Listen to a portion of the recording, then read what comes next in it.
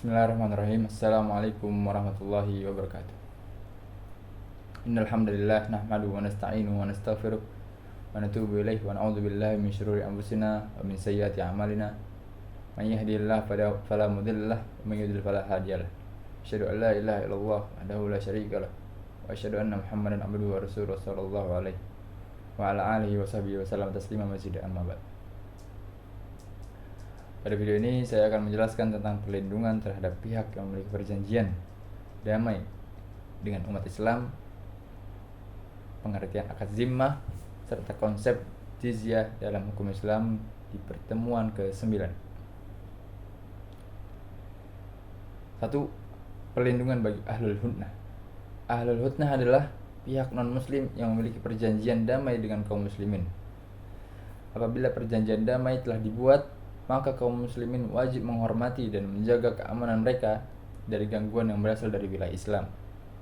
Artinya, umat Islam tidak boleh merampas harta, menyakiti, atau melanggar hak-hak mereka selama mereka masih mematuhi isi perjanjian. Namun, perlindungan tersebut terbatas pada apa yang menjadi tanggung jawab negara Islam. Negara tidak wajib melindungi mereka dari serangan pihak luar yang tidak termasuk dalam perjanjian. Hal ini menunjukkan bahwa Islam sangat menghargai komitmen dan kesepakatan yang telah dibuat. Kedua, syarat dalam perjanjian damai. Para ulama membagi syarat dalam perjanjian damai menjadi dua. Pertama, syarat yang sah, yaitu syarat yang tidak bertentangan dengan syariat dan membawa manfaat bagi kedua belah pihak.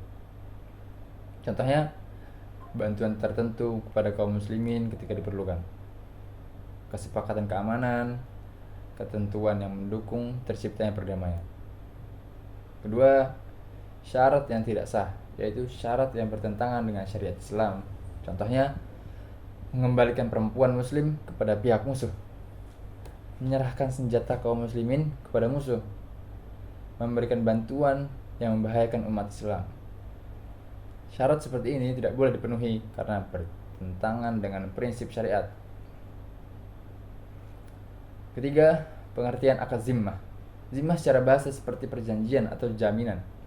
Sedangkan secara istilah, akad zimmah adalah perjanjian yang diberikan kepada non-muslim, khususnya ahli kitab, untuk tinggal secara tetap di wilayah Islam dengan kewajiban membayar jizyah. Dasarnya adalah firman Allah, A'udzubillahi minasyaitonirrajim. Qatilul ladzina la yu'minuna billahi wala bil yaumil akhir wala yajrimannak wala yuharrimuna ma harramallahu wa rasuluhu wala yadinuna dinal haqqi minal ladzina utul kitaba hatta yu'tul jizyata 'an yadin wa hum saghirun. Melalui akad ini, mereka memperoleh perlindungan, hukum, dan keamanan selama berada di wilayah Islam. Yang keempat, siapa yang berhak membuat akad zimmah? Menurut para ulama, akad zimmah hanya dapat dilakukan oleh imam atau kepala negara, wakil resmi yang ditunjukkan oleh imam.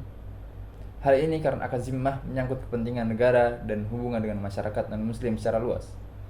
Oleh sebab itu, individu biasa tidak memiliki wewenang untuk membuat akad tersebut. Yang kelima, pengertian jizyah. Jizyah adalah sejumlah pembayaran yang diberikan oleh non-muslim yang berada dalam perlindungan negara Islam. Sebagai imbalannya, mereka memperoleh perlindungan keamanan, hak tinggal di wilayah Islam, perlindungan jiwa dan harta benda. Para ulama menjelaskan bahwa jizyah merupakan bagian dari sistem hubungan antar negara Islam dan warga non-muslim pada masa klasik. Keenam, dasar hukum jizyah. Jizyah memiliki dasar Al-Quran. Jizyah memiliki dasar dari Al-Quran, hadis, dan ijma' ulama. Allah berfirman, hatta yu'tul jizyata 'an yadin wa hum saghirun. Selain itu Rasulullah SAW juga memerintahkan agar pihak yang tidak menerima Islam dapat ditawari untuk membayar jizyah sebagai bentuk perjanjian dan perlindungan. Yang ketujuh, siapa yang tidak wajib membayar jizyah? Para ulama sepakat bahwa beberapa golongan tidak dikenakan jizyah, di antaranya perempuan, karena mereka bukan bagian dari kelompok yang diwajibkan ikut berperang. anak-anak karena belum balik dan belum memiliki tanggung jawab hukum penuh. Orang gila karena tidak memiliki kemampuan hukum untuk memikul kewajiban. Budak karena tidak memiliki kepemilikan harta secara mandiri.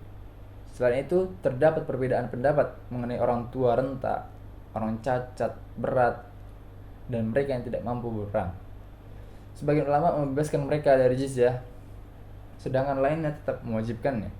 Kesimpulannya, Islam mengajarkan pentingnya menjaga perjanjian dengan pihak lain, termasuk pada non-muslim yang memiliki hubungan damai dengan umat Islam.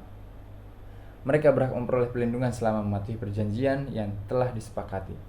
Dalam konteks akad zimmah, non-muslim dapat tinggal di wilayah Islam dengan memperoleh perlindungan negara melalui kewajiban membayar jizyah. Selain itu, terdapat beberapa kelompok yang dibebaskan dari kewajiban jizyah, seperti perempuan, anak-anak, orang gila, dan budak. Billahi taufiq wal hidayah. Sekian. Wassalamualaikum warahmatullahi wabarakatuh.